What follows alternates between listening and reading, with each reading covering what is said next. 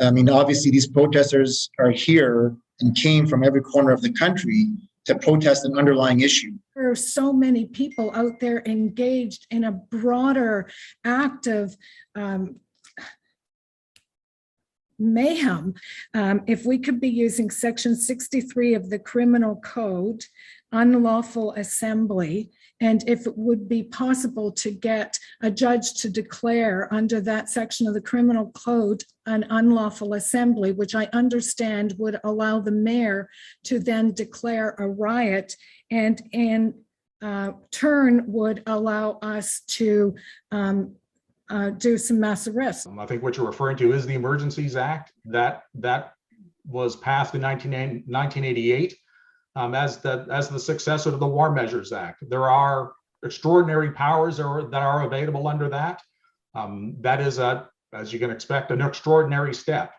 But I am not aware of any instance that they have been invoked, certainly in decades. Well, this, in my mind, is an extraordinary emergency, and we need extraordinary measures.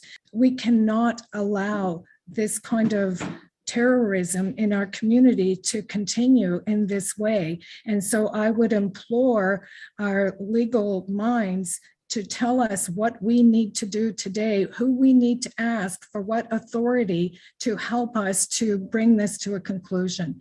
Called Aid of the Civil Power, which states, if there is a riot or disturbance, the feds can send in the military.